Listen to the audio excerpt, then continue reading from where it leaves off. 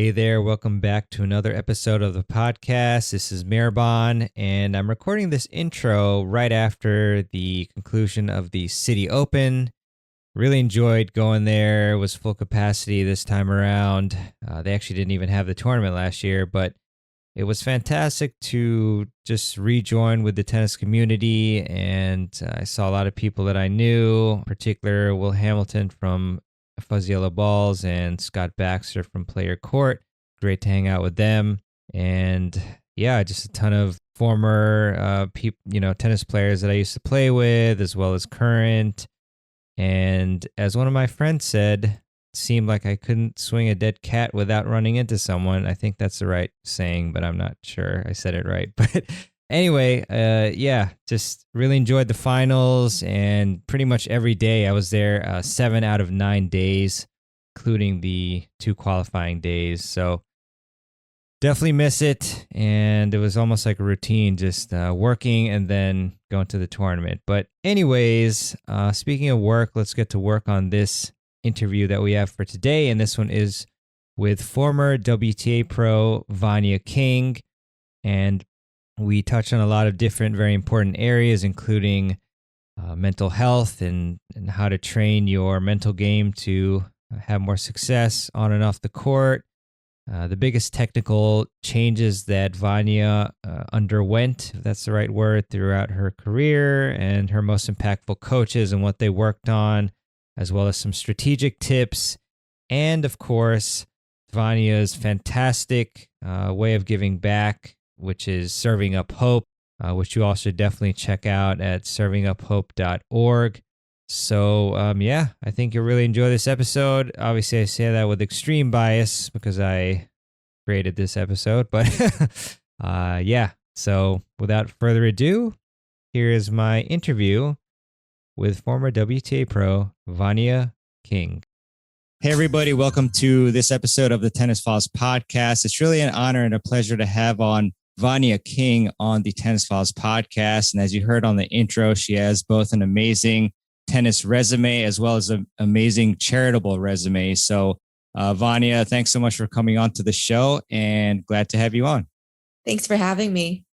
Yeah, for sure. And so I was reading up on you, obviously, to prepare for this. And I first want to ask you, have you been able to do much bird watching and or singing?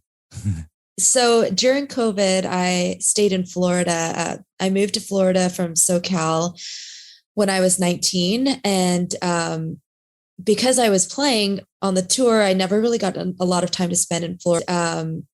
COVID, I actually stayed in Florida. My house is here, and spent a lot of time, more time than I'd ever had bird watching. Actually, Florida is kind of a bird watching haven.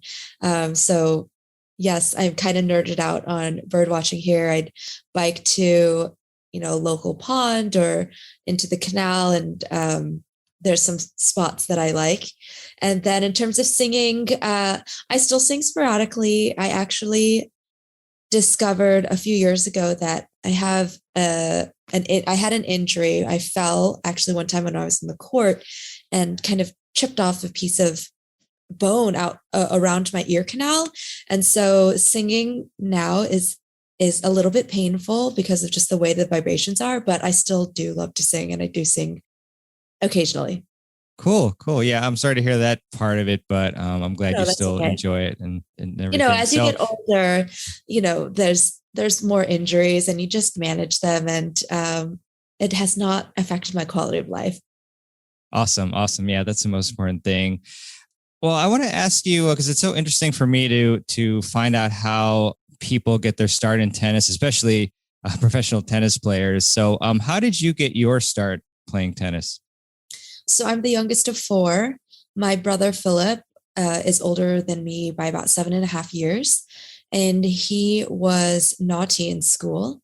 And so when he was 9, his teacher told my parents that, he needed an outlet for his energy. So they recommended either a sport or an instrument.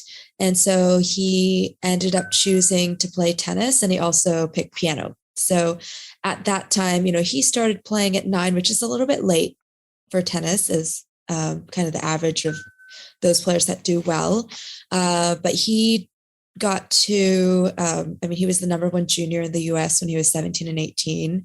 He won Kalamazoo twice. So he was a really great player. He ended up going to school. He chose the college pathway, went to Duke.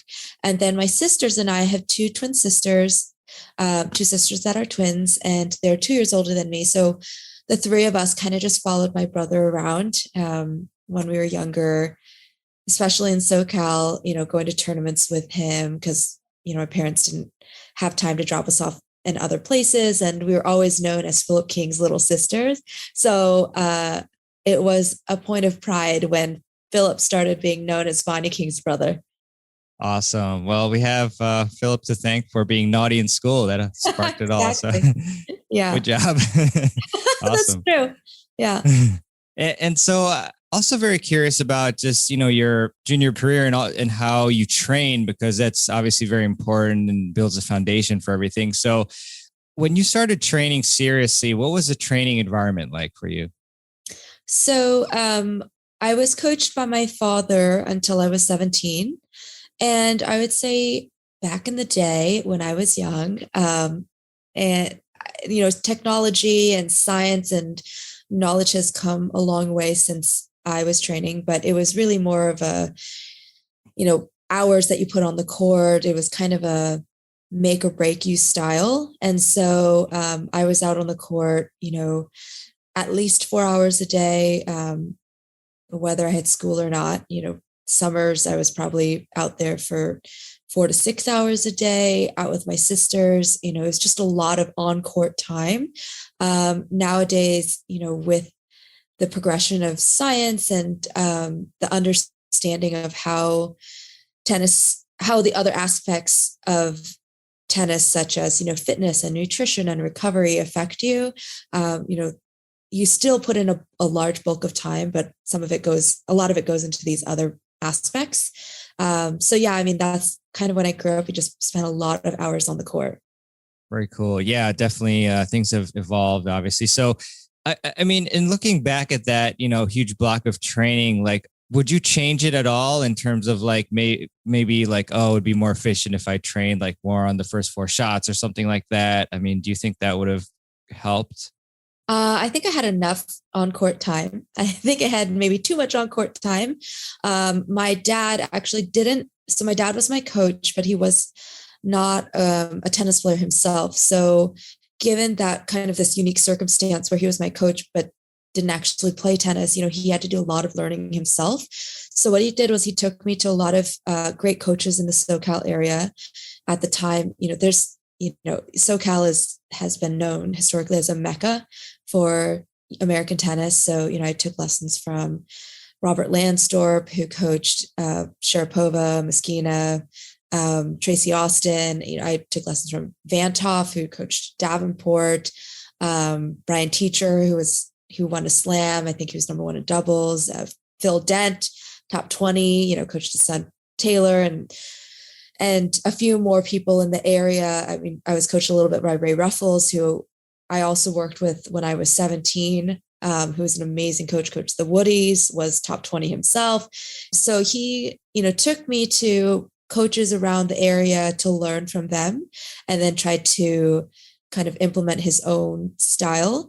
But given that, he wasn't a player himself, I think there was some aspects that he didn't prioritize because he just didn't know. So, definitely fitness has always been a weakness of mine. I didn't start doing fitness until I was 16, which is pretty late. All my fitness was done on court. And so, even like injury prevention, making sure that my body is strong enough to sustain what I'm doing on the court. I didn't learn all these things until I was a bit older, and then a little bit too late because, your body just, it takes time as a kid to adapt to the load that I was putting on it. Nutrition, it was really just technical and tennis based. So looking back, I mean, through no fault of his own, and it's just the circumstances that we were in because we didn't have that knowledge. All these other aspects of tennis did not really come into play as much.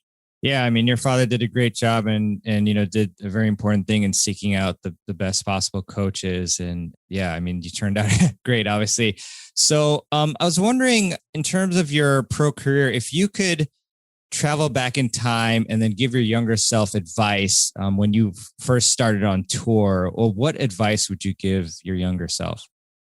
I don't know. I wish I could go back and tell my younger self that that everything would be okay, because it's a weird dynamic in tennis, especially if you're getting to the top. You start really young, you have to be professional and kind of adult like very young, and dealing with the teenage identity crisis. I mean, these are things that we faced while being professional players. So it was a very, confusing time. So looking back, I mean, it was very high stress for me. I was very emotional. I may not have, shown it on court, but just kind of dealing. But I also have to say, it's just normal progress of growing up and, kind of figuring out who you are as a person. So it's hard to say because I look back and I wish that I was a little bit more self-aware. I wish I was a little bit more at peace, but at the same time, being also excitable and in a way, anxious and stressed because I wanted it really bad. I had all these emotions coursing through me, but it also, made me the player I was at that time too. So there were days when I just felt totally invincible on the court. There was nothing I could do wrong. I remember playing a doubles match and my partner wasn't playing so well. And I said, don't worry, just put one ball in the court. I'll do the rest. And I did. As I got older, I'm like, no, I wouldn't be able to do that. I don't know how I'm going to play today. I can't guarantee that. But also at the same time, I'd have that match and then I'd have a day where I'm just feeling terrible, couldn't really balance, let's say, my, personal and work life, and things would really start to affect me. And then things I look back now weren't that big of a deal. A lot of stress, I think, that players still have just because we're in this bubble, and I think looking from a spectator's point of view, sometimes they think that it's a glamorous life. And it's not. It's a really, really tough life. It's very stressful.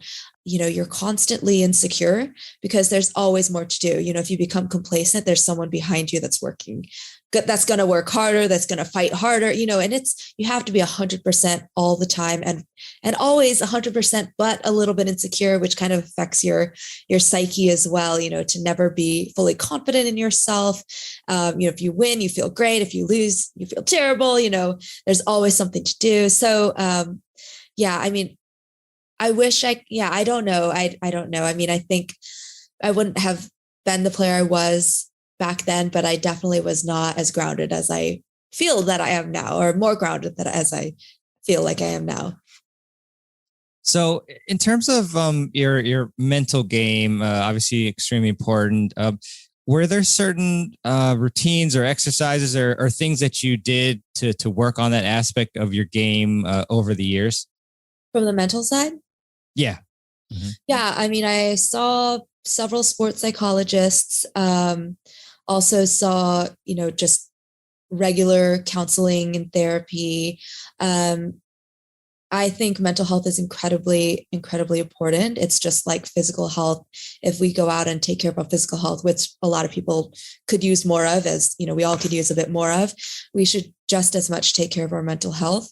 And I did see sports psychologists. I think that my childhood, my dad, he was very hard on my siblings and I. Again, he was an immigrant. My parents were immigrants coming from Taiwan. He really wanted his children to be successful. So he was also very hard on us. And really expected success from us as kids, like we had to win, put a lot of pressure on us to win. So for example, I had fear when I get on the court, fear is a good short-term motivator, but long-term it creates dysfunction. And, there's only so much fear someone can take before cracking and shutting down. And so as tennis is a long career, it may have worked as a junior.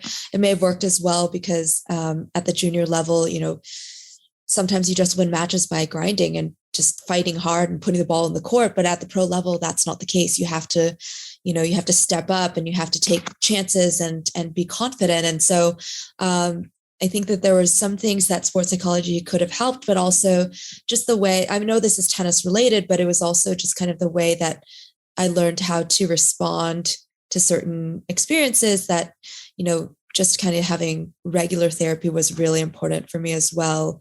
And actually, I mean, if it is also really hard to find a good therapist in all aspects, it was also hard to find a good mental health therapist, as it's hard to find a good coach, as it's hard to find a good physical therapist. I did find a really great one a few years ago that's helped me a lot. But I would, totally recommend everybody to really value their mental health as they do their physical health. 100% appreciate that. And, through those, I assume many sessions with those experts, was there a time where they said, oh, do this exercise when you go home, or that basically trying to find out if there's something that maybe the audience could practice, every day or every so often? Yeah. Yeah. So, some of the things that I was taught from the mental side were taught by sports psychologists. And I have to say, most of the things that I was taught was by my coaches, because they were players themselves. I mean, not my dad, but players that were out there, or former players, had their own strategies on dealing with pressure, dealing with challenges. So some of the things that my sports psychologists had worked on, visualization. So these things do have been shown to work, based upon research, but visualization, breathing techniques.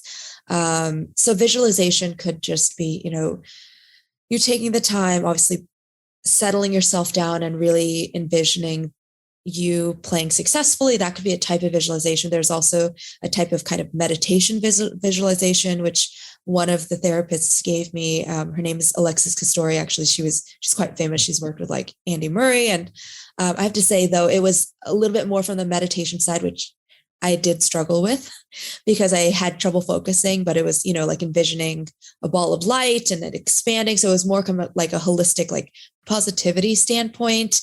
And then, my coaches were incredibly impactful.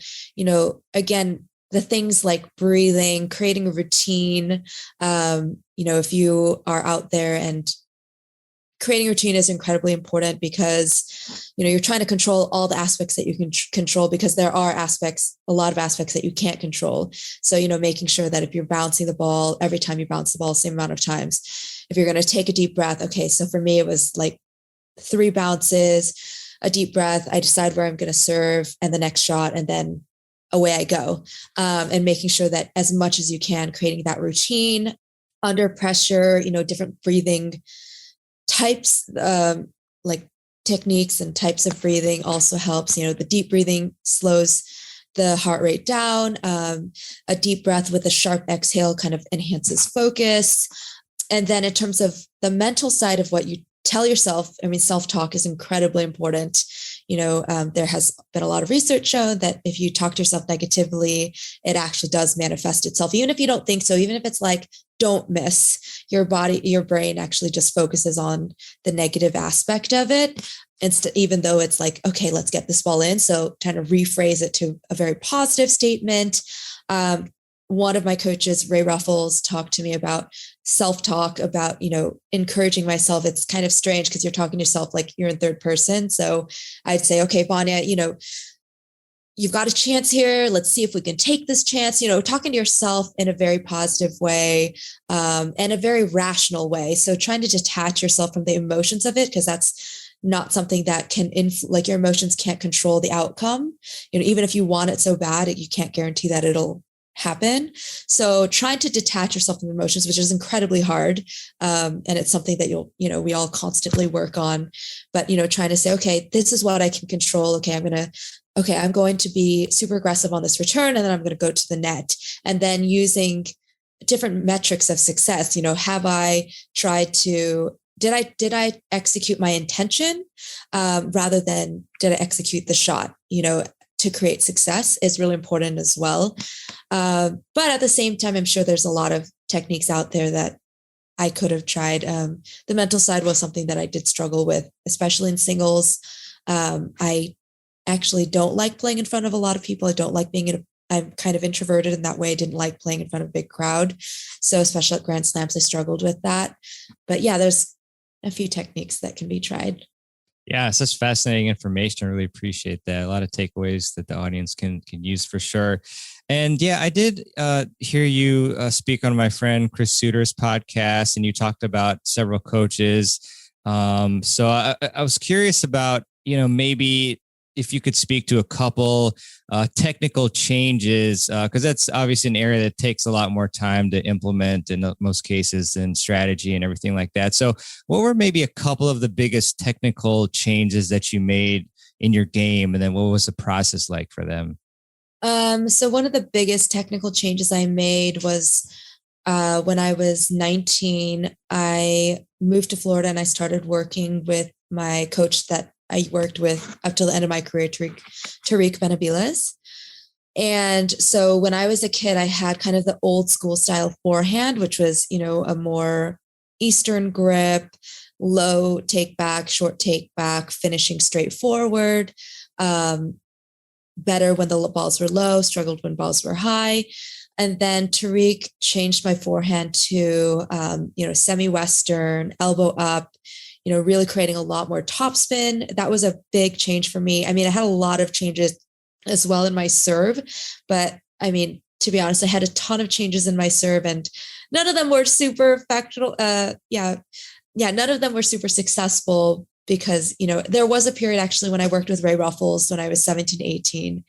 I would say that actually I had served the best that I did in my career with him. So those were the two most impactful coaches, Ray and Tariq. Ray had a style which was very much all court, even though I was small, he never put me in a box. I mean, both of them never put me in a box, which I really appreciated. Just as I think that you have to play what suits your personality as your personality manifests itself on court. So it's quite interesting. I feel like there's some players that get pushed into playing in a way that doesn't suit their personality, which at the end of the day, you have to feel really comfortable with the person that you are on court. And so both of them, talked through it with me, respected the way that I felt. I really liked the way that Ray had me very aggressive. As I said, my serve was the best that it ever was during my career. He created a kick serve that was actually effective. I ended up switching to a slice second serve later in my career. And, serve and balling and slicing and mixing up high balls and angles and, just being a very creative player, which is kind of how my personality is because I do get quite bored. Unfortunately, I am small, so I did have to run a lot. So sometimes, even when I was trying these things, it didn't look like I was being as creative. And then Tariq was more of an aggressive baseliner style and, utilizing the forehand on all aspects of the court, creating the forehand as a weapon to open the court and then going to the net to pick off shots. So I really loved the forehand. I had a conversation with Ray about this actually. I really loved the forehand that Tariq gave me because Ray said to me, "Oh, I didn't like that forehand." And I said, I'll disagree with you, Ray. I think that there was a lot of upside to it. Nowadays players do play higher and heavier. I was just getting a lot more balls up above my shoulders and I'm short. So I think that forehand was really effective. I do wish that I was a bit more of an all quarter. I was able to maintain that aggressiveness of, taking advantage of an open court and coming and picking off volleys much more so than I did later in my career. Because I would say that I was a creative player, but, I think I still had that upbringing in me of my dad saying you got to win. So, being a little bit conservative at times. But yeah, I think that for anybody listening, there's no perfect way to play. It kind of depends on your strengths and weaknesses. You're never going to feel perfect with every single shot of your technique. There's always going to be one or two shots that you're like, those are the ones that I struggle with most of the time. I knew that my serve was that. And that I knew kind of, okay, when I do well, like these are some of the things that I think about. You know, if I didn't play for a while, my forehand would go kind of back to that old school forehand. So I'd have to really work hard on getting my elbow up again. And so, yeah, there's shots that you will just kind of gravitate towards and become more natural. And then there will be shots that you struggle a bit more with, and just everybody is like that. Yeah, I wish that I could be that player that every shot felt technically really sound, but that wasn't the case. Great stuff, Vania. And, in terms of doubles strategy, we have obviously a ton of people playing doubles here, especially in USTA leagues. Curious if you can give us a couple basic double strategies that we can go and implement on the court that you found successful and you think are also transferable to amateur level. Well, that one is not very simple in that, because double strategy has to do with what you are able to do, what you are able to do as a team. So even if you have some weaknesses or strengths, your partner might be able to cover those for you. It also depends on your opponent, how they play, keeping that in mind. So it's not like one size fits all. I would just really recommend players to scout their opponents as much as they can. The more that you can understand yourself as a player and understand your partner as a player, how you guys work well together, and then scouting your opponents. So understanding them as players, what strengths and weaknesses that they have. And so that's, if you can see footage, I know that's harder at the recreational level, or ask around. And if not, in the warm up, give your opponent a bunch of different shots. Check out their forehand, check out their backhand, give them a low one, a high one, a slice, a topspin, at a fast one, at the net, which side is weaker, especially for women, if they have one hand backhand volleys, it's always a little bit weak, just in terms of strength. Most women slice their serves. It's just kind of a natural swing. So just trying to see those patterns. One thing that I think would, again, it's hard to talk about strategy when a lot has to do with what players are capable of and how you're trying to exploit your opponent's strengths and weaknesses. Because you could have, an amazing serve and, and I would say, okay, serve and poach. But if someone has a great down the line return, then that would not be the right play. So I'd say, again, understanding yourself as much as possible, what you do well, what you don't do well. I would say definitely you need to have at least 2 shots, for example, like if you're playing at any given moment, that you can execute 2 different shots that neutralizes your opponents. So if you are returning and the net person in front of your opponent is poaching a lot, you need to be able to get the ball away from them. So whether that's down the line or a lob, or down the line or a lob would be ideal. If you're really struggling that day, your partner can go back and just give you more space, but it still doesn't take away that net person. So, or you're able to really pull that ball cross court, so 2 different shots to neutralize the opponents is important. If it's a serve and they're really, your opponent is like wailing on a forehand return, you need to be able to get that away from them, at least have one more shot. Obviously, the more shots, the better, but at least one shot to get it away from, an aspect that you're not being successful in. And then the last thing I would say is just shot selection. Court positioning is important, but it's hard to describe now. And then shot selection is really important. I think a lot of players at the recreational level overuse the middle. Everyone covers middle, and really using those alleys is important. I know it gets kind of scary because the alleys are close to being out, but if you practice working into those alleys and getting those angles, it'll definitely get better, and it'll be a shot that you become more and more comfortable with. Thanks for that, Vania. So in terms of what the last thing you mentioned, would you still recommend like the middle as being a go-to, but then just adding the alley shots, or like, I guess. So, like I said about the 2 shots, having 2 options, you can start going through the middle, but you have to have that other option, because at the end of the day, better players will cover middle. They'll have better reflexes, a better player. If you're poaching, if they're at, the net person across from you will then move into the middle, knowing that if you're poaching, you'll probably go through the middle. So then, the better players get, the more options you need. I mean, if you have a shot that is so incredibly good that you can just blast through players, I mean, that's also a potential. Very few people have, I mean, I can't say very few people have that, but as you get better, if somebody is there, you always give them that extra chance to get the ball back, and so, yeah, I guess it goes back to that, having two options. So going through the middle to start with, no need to take a risk if you don't, unless you know them that they're really good, but no need to give them the benefit of the doubt. But if that's not working, being able to angle those shots. Got it. Thanks, Vania. And so one more technical question.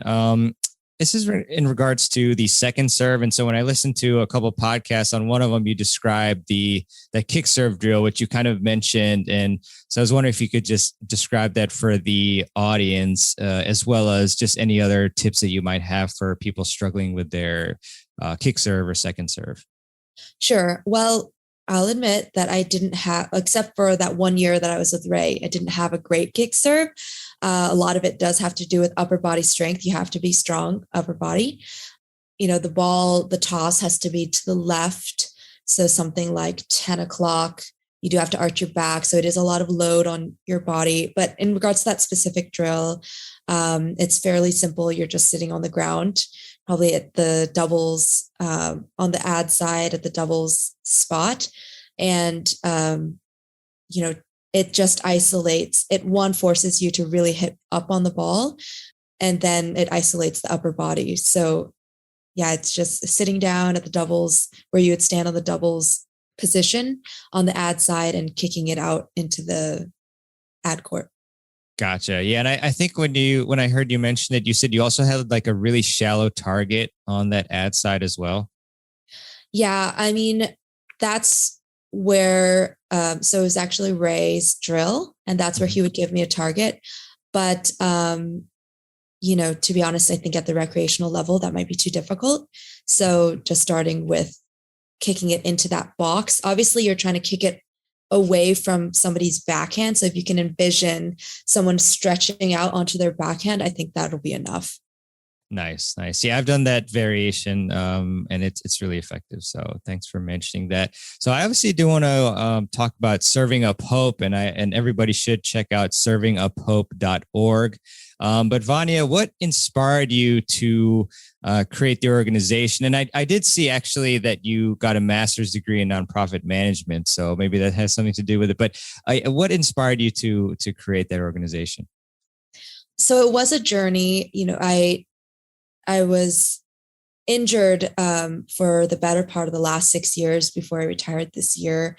So it gave me some time to think about what I'd like to transition to, what things that I might be passionate about. Because although tennis, it's actually very taxing mentally and physically, I probably didn't want to go into something that was as physically demanding, but wanted to be really passionate about something that I went into, just like I was about tennis. And I've always loved giving back. I think it stems from, when I was a kid, feeling inequity and feeling the unfairness of inequity, both, because I felt it firsthand, being a minority, being kind of the child of immigrants. I did grow up in SoCal, which was pretty diverse, but, definitely faced discrimination, being a minority and being female and being both, being kind of like a double minority. And then I think that really impacted me as I got older, that, the unfairness of that, and also seeing that other people had it worse. There's plenty of people in the world that had less opportunity than I did. I was lucky enough to have parents that could afford to invest in me, and I was lucky enough to be successful. I mean, obviously I worked hard for it, but most people don't have the opportunity. And so I think that kind of was my mindset, or that is my mindset, when I look at my charity. And it was formed, well, one, obviously because I love tennis and it's given me so much. I mean, I love hated it for a long time, but if you hate something, you love it because, the intensity of emotion. But, so I started serving up hope 2 years ago. I mean, I knew I wanted to give back. I knew I wanted to address inequity, and I wanted to work with kids because, so cliche, but kids are the future. If you want kind of generational change, you got to start at the younger generation. And also kids are the most vulnerable. So, the ones that suffer the most, that don't have the resources to protect themselves, are typically kids. So I definitely wanted to work with kids. I love working with kids, and bringing the aspect of tennis. And then I started it in Uganda. Actually, I got connected there because of my love of wildlife. So that's actually kind of how I first went there. But then I got there and realized, oh my gosh, there's such a disparity between those with opportunity and those without, even more so than any place I've been in the world. And, I've had the luxury to be able to travel to quite a few places. And it just really resonated with me that so little over there goes such a long way. These are kids that don't have running water. They don't have electricity. So even things like, having a faucet is something that is so incredible for them, which actually they don't have, or, a pair of shoes, or being able to play is a luxury that they don't have, and all the benefits that we take for granted of just even having the luxury to go and play and, develop self-esteem and socialize with other kids, and then all the other numerous benefits that sport brings to somebody's life. So that was, the reasoning behind that. We implemented the program actually last year. We had a pilot in 2019, where we worked with over 300 kids for about a week, on the size of one tennis court. And it was, organized chaos of that many kids. And I partnered with a legal aid NGO at that time. So half of the kids were playing tennis, and then half of them were doing, legal aid training. And when we say legal aid training, it's things that, again, we take for granted. It's, things like, okay, is it legal for, your parents to abuse you, or is it legal, at what extent, or is it legal for a girl to be married off at 12 years old, or, things like this that we don't even think about, and so I recognized, one, the value of education and play through sport, but also the value of, just education, foundational education itself. So we've actually implemented now. So I just went to Uganda, just got back, implemented a STEM program at our program there. So now we have our tennis program, which runs 4 to 5 times a week, depending on their school schedule. And then we also have twice a week a STEM program, which they also, they get kind of in-person teaching of mathematics. And then we have also, digital learning for them as well in STEM application. That's amazing. And you're also, I think I heard that you're even providing them with food as well, and that they usually only get like one meal a day, which is, I mean, it's really tough. Yeah. I mean, I would say on average, the kids probably might get one meal a day. And it was definitely a learning process for me, talking about taking things for granted. I just assumed that they were eating enough. They would come to the program and I would, work them hard, because it's a tennis program and I want them to get better. And I mean, even, this past year, these are kids that just picked up a racket late last year and now are, playing with that semi-Western forehand, ripping forehands cross court down the line. They can play. I mean, they have improved so much. I mean, I think it probably took me 3 years to get to the level that they are at now within, 8 months. But yeah, I mean, we're not a food aid or medical aid organization, but, we realized that these are resources that we needed to provide for the kids because they just don't have those resources. Yeah. Yeah. I mean, that's amazing what you all are doing. And how has doing something like this impacted your life? Well, I mean, it's definitely very fulfilling and it's a lot of work. Um, things there. So we do have a program as well. I mean, that we support in Santiago, Chile. It's actually, it started as the foundation of a former Chilean tennis player named Hans Podlipnik, who I knew on tour, but we just, never really connected until after we both kind of stopped playing. And he actually went to Uganda. So, made that connection after he went to Uganda. And so we actually support that program there. So, and then we started a program actually a few weeks ago in LA. We have a partner with the YMCA Metropolitan LA, and we started our first domestic program there. I grew up in SoCal, so that's where my heart is. And there is also need in the US, and would love to grow the program here as well. Just providing access, providing opportunities as much as we can through tennis. So yeah, I mean, it's just definitely been fulfilling. It has been challenging, but in a way, if it wasn't challenging, then I feel like we wouldn't be probably getting things done if it wasn't challenging, because, if it wasn't challenging, then probably whatever is being given exists already. But because it doesn't exist, that's why we're facing these challenges, because we're trying to, as our goal is to continue to, push that baseline, push that ceiling, further and further. So our goal isn't to create Grand Slam champions, although we'd love that. But, given the really extreme lack of resources that a lot of the kids face, our goal is to just, little by little, just keep pushing the barrier a little bit further to give them more opportunities. That's just amazing. Big kudos to you and the team. I know we've got to wrap up pretty soon, but how can people find out more about Serving Up Hope, and how can they help out as well? Yeah. So as you mentioned before, if you guys would check out our website for more information, servinguphope.org. We also have a pretty active social media platform on Instagram and Facebook. So you can also check out updates there. Any donations are incredibly appreciated.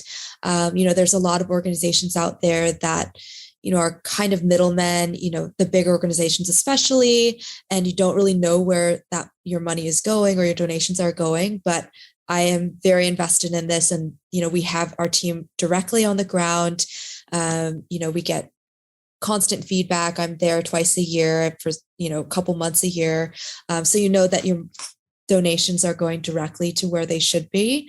And we are a small organization, so every little bit helps, even if that's $1 or $5, on all of our platforms, you have an option to donate. So really any little thing helps. $5 is, probably a week's worth of programming for a kid in Uganda. So maybe a little more than that, maybe $10, but a little goes a long way. And then we also accept donations of equipment. So tennis equipment donations, rackets, shoes, especially kid sizes. And because of our STEM program, if anyone has any old laptops or tablets lying around that are in working order, but you've upgraded and you just kind of left them lying around, we would love to take those as well.